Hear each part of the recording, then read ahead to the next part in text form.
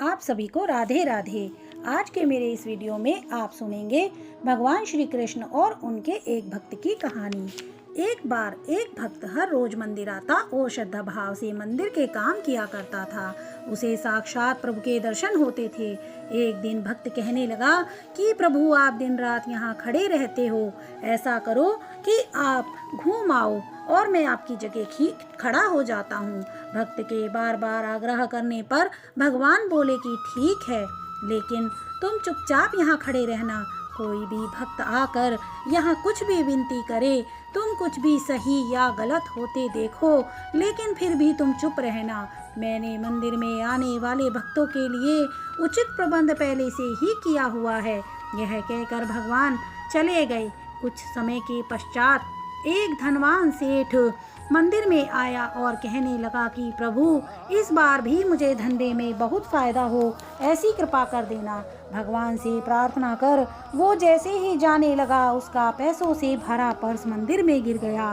भगवान के स्थान पर खड़े भक्त के मन में आया कि सेठ को रोक कर बता दूं, लेकिन उसे भगवान की बात का स्मरण हो आया कि तुम जो हो रहा है केवल देखोगे, बोलोगे कुछ नहीं। उस धनवान सेठ के बाद एक गरीब व्यक्ति आया जिसकी पत्नी बहुत बीमार थी। वह ईश्वर से प्रार्थना कर रहा था कि प्रभु, मेरे पास पत्नी के इलाज के लिए पैसे नहीं हैं, कुछ ऐसा चमत्कार करो कि पैसों का इंतजाम हो जाए। उसी समय उसकी नज़र सेठ के गिरे हुए पर्स पर पड़ी। उस गरीब ने पर्स उठाया और पैसे देखकर कहने लगा कि प्रभु, आपकी लीला अपरंपार है। इधर मैंने आपसे विनती की और आपने चमत्कार कर दिया।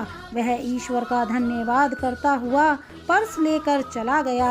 भगवान के स्थान पर खड़े भक्त ने उसे रोकना चाहा, लेकिन भगवान की बात याद करके चुप रह गया।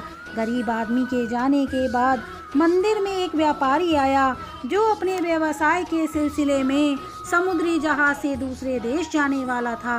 वह भगवान से कामना करने लगा कि उसकी यात्रा सफल हो। अभी व्यापारी प्रार्थना कर ही रहा था कि धनवान सेठ पुलिस को लेकर मंदिर में आ गया। उसे लगा मंदिर में किसी ने मेरा पर्स चुरा लिया है और मेरे जाने के पश्चात ये व्यापारी आया है, इसे ही मेरा पर्स मिला होगा। जैसे ही पुलिस व्यापारी को ले जाने लगी, भगवान के स्थान पर खड़े भक्त से रहा नहीं गया और वह बोल पड़ा कि पर्स तो उस गरीब ने लिया है जिसकी पत्नी बीमार है। यह व्यापारी निर्दोष है। पुलिस वालों ने व्यापारी को छोड़ दिया और गरीब व्यक्ति को पकड़ने चले गए। भगवान जब वापस आए तो भक्त ने सारा घटनाक्रम उनको सुनाया। उसे लगा कि भगवान प्रसन्न होंगे, लेकिन भगवान ने कहा, मैंने तुमसे कहा था कि तुम चुपचाप खड़े रहना, लेकिन तुमने तो सच्चाई बताकर सब गड़बड़ कर दी। वह धनवान सेठ लोगों को लूट कर उल्टे सीधे तरीकों से धन अर्जित करता था। अगर उस गरीब की पत्नी का उन पैसों से इलाज हो जाता तो अनजाने में ही उसका सारा पुण्य सेठ को मिल जाता। दूसरा, इतने से पैसे खोने से उसकी धन संपदा में कोई फर्क नहीं पड़ता, लेकिन उस गरीब के लिए वह धन बहुमूल्य था। इससे उसकी पत्नी भी बच जाती और कुछ दिनों के लिए उसके घर का राशन भी चल जाता। तुम्हारे कारण अब वह गरीब जेल जाएगा और उसकी पत्नी के इलाज में कठिनाई होगी। और दूसरा, उस व्यापारी को आज समुद्री जहाज से यात्रा करनी थी, लेकिन आज समुद्र में तूफान आने वाला है। जिसमें यह यात्रा करने वाला था वह जहाज डूबने वाला है। अगर आज वह जेल चला जाता तो सफ़र ही नहीं कर पाता और वह डूबने से बच जाता।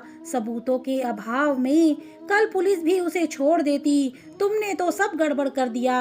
अब वह भक्त अपनी गलती पर पछताने लगा।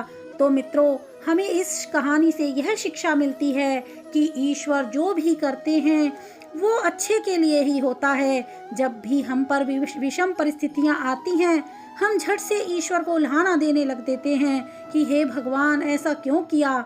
लेकिन कुछ समय बाद जब हमें लगता है कि उस समय भगवान ने अगर हमें ऐसे हालातों में ना डाला होता तो हम कभी कामयाब ही नहीं हो पाते। इसीलिए ईश्वर की लीला अपरंपार है जो हम समझ ही नहीं सकते। जय जय श्री राधे।